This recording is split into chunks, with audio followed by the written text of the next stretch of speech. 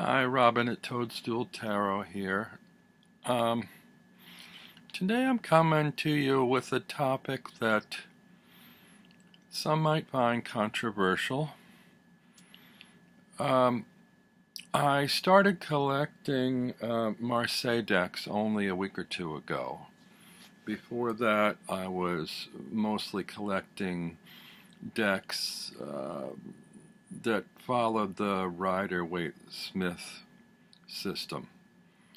And so I wondered, where should I begin in finding out more about Marseille? And some people recommended a book to me called The Marseille Tarot Revealed, A Complete Guide to Symbolism, Meaning, and Methods by Yoav Ben Dov.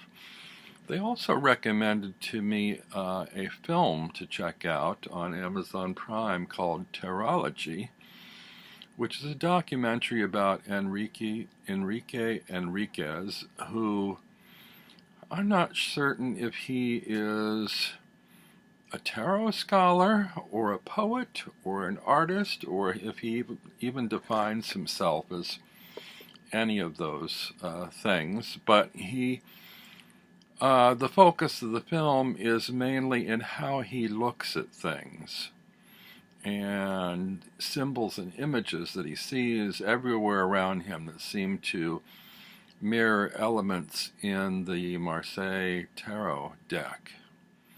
And it's very interesting to see how he sees imagery and breaks up images and notices certain parts or segments that one might ordinarily overlook.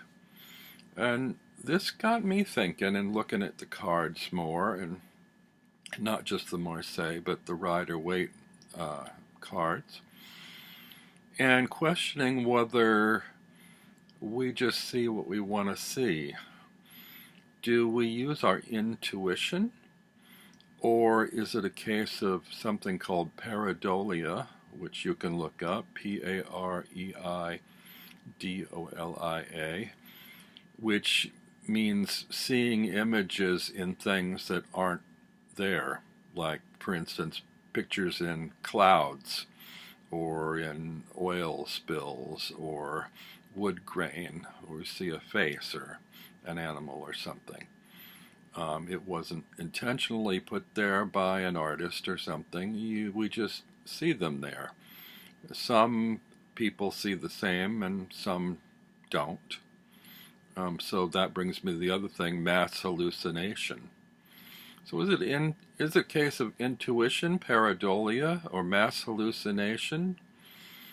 When we look at cards, when we each interpret them in our own way, a lot of guidebooks and textbooks on tarot seem to want to dictate or subtly suggest directing us in certain ways to see the cards that maybe we wouldn't ordinarily go without their direction. I was looking at the book, The Marseille Tarot Revealed, that I mentioned earlier, and looking at how they describe the Fool. And on this one, somewhere under here, it says, his progression toward the right represents advancement, and the figure of the Fool, who seems not to care where he's going, expresses certainty and an open future. So, when you look at the card, and in this Marseille, I'm using the Universal Tarot of Marseille. In this image, the Fool is moving from left to right, as they say. There's sort of a connection with advancement, moving forward. Now, I know that when we read in a spread, it's all about the relationship between cards. If you do a 3-card spread, you relate each of them according to their position. Cards face one direction or another, and we often read that as the cards speaking to each other or connecting with each other or avoiding each other and so on. When I looked at this, I thought, well, that's curious that he's going that direction, because in the Rider Waite Smith deck, he's going the other direction. And there's often the subject talked about the fool's journey, that, the major arcana in particular spells out his journey from beginning to some sort of evolution along the way. Well, when I looked at these, I thought, well, that's interesting. If we, in a 3-card spread, if we look at the card on the left as the past, the one in the present, and the one in the right is the future, we're moving from left to right. The English language moves from left to right. Number sequences, if you write down numbers, you write them from left to right. Now, if you go into Hebrew symbology, which is, very old, I'm not sure, that may relate more to the Thoth deck or Kabbalah or something. The language reads from right to left. So there's this notion of direction involved, and what's the intention of the people that created the cards. But the point I was trying to make is this deck in particular, the Rider Waite, these were English people, the Order of the Golden Dawn, around the turn of the 20th century. In England, they read in the English language. They read from left to right. They write their numbers from left to right. And so the figure, a fool starting his journey, is not going from left to right. He's going from right to left, which tells me he's not beginning his journey. He's returning from his journey. He's coming back. Now, some people have poo-pooed me over this idea, but let me just kind of point a few thoughts out to you. One thing, you notice he's got a feather in his cap. Now, if one has a feather in one's cap, that usually indicates some sort of accomplishment, something that you've achieved, something you've arrived at through accomplishing something. A reward. It's a feather in your cap, like a prize. Well, you have to do something to have that happen. So you can't do something if you're at the start of your journey. You must have done it already. That's one thing. Another thing is, he's carrying a white flower in his hand. If he's at the very start of his journey, he wasn't born with the flower in his hand. He picked it up somewhere in his travels. If he's been traveling, he's not at the start of his journey. He's in the middle of it, or he's on his way back from it. Another thing is the angle of the mountains. You don't come down a mountain without first going up a mountain. We're not born at the top of mountains. So that also implies, he's gone up a hill, he's now coming back down a hill. And another thing, the dog. In the Marseille deck, the dog, the dog, or the little animal, seems to be trying to get his attention, nipping at his behind, clawing him from behind, or chasing him away. So he's leaving an area, or being driven out of the area by this little animal.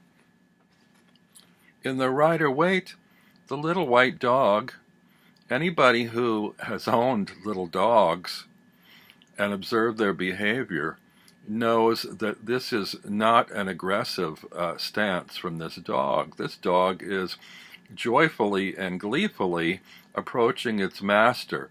It's jumping in play. When you return to your home after leaving your dog alone all day, the separation anxiety will have your dog jumping excited around you to greet you, which is the way I read this dog. it's not the same. When you go to leave the apartment, you don't get the same kind of jumping excitement. They may be upset about you leaving, or wanting to go with you, but it's not the same degree of "I'm so happy to see you, I'm jumping all over the place," you know.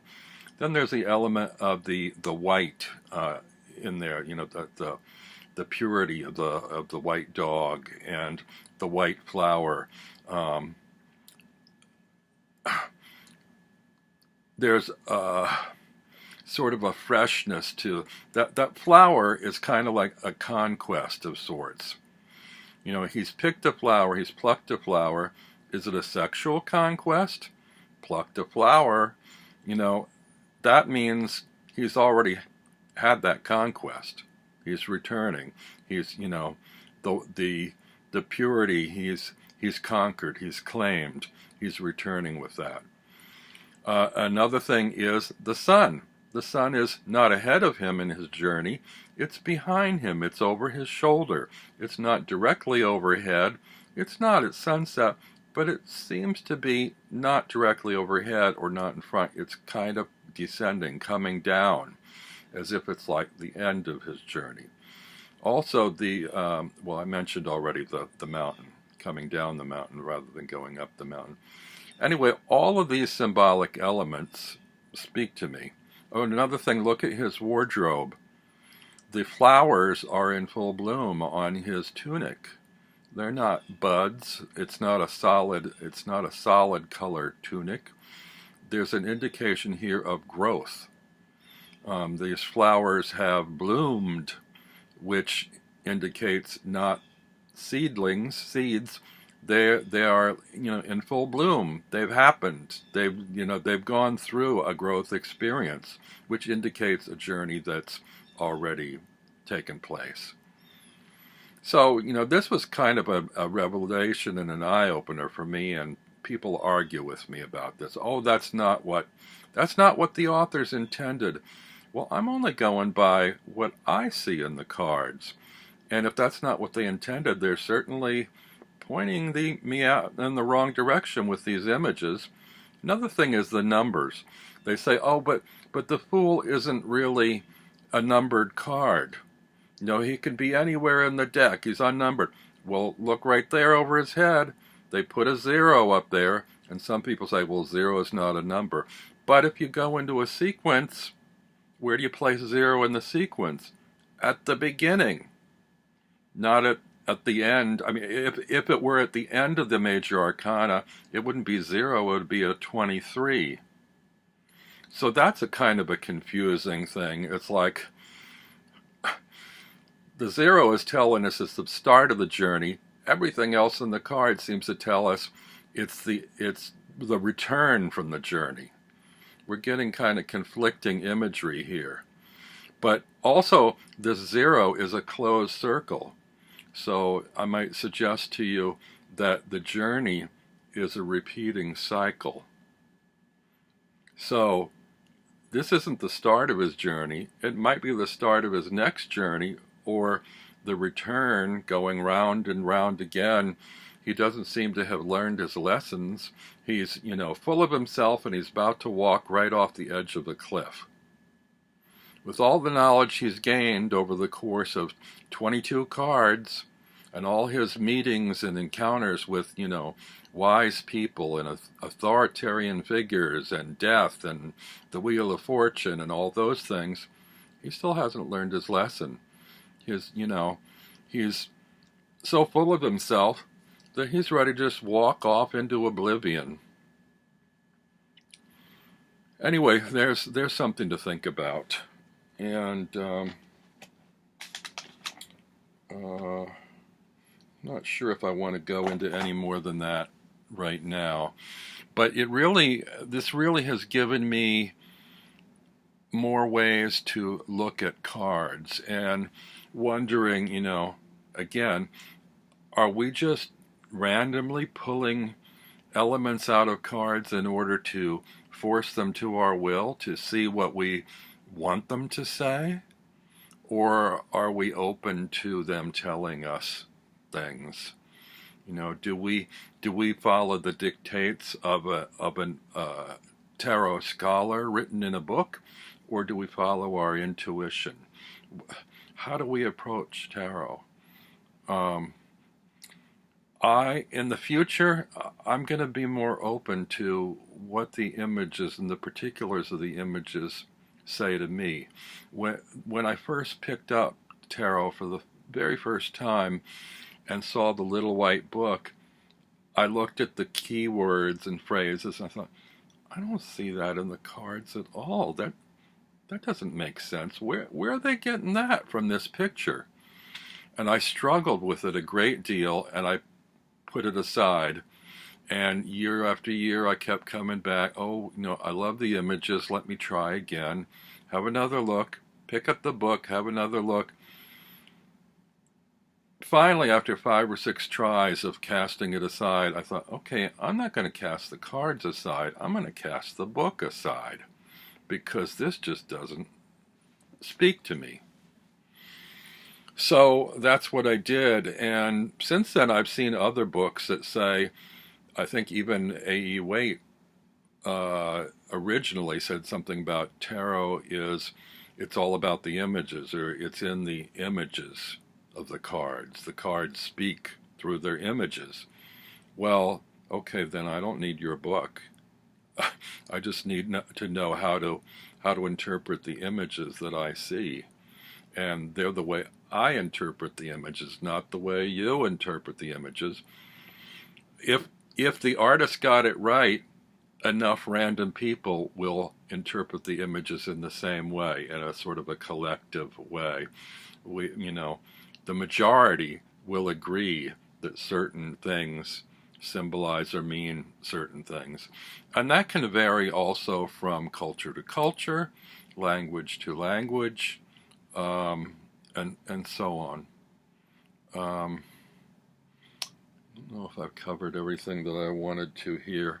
I had made some notes and I'm just sort of rambling, but I think that you get the gist of it, and I hope that this, hasn't, crushed your world or turned it upside down. That it gives you some more open ways of looking at the cards from here on out, of questioning and being a little more introspective about your own way of reading those images and those cards.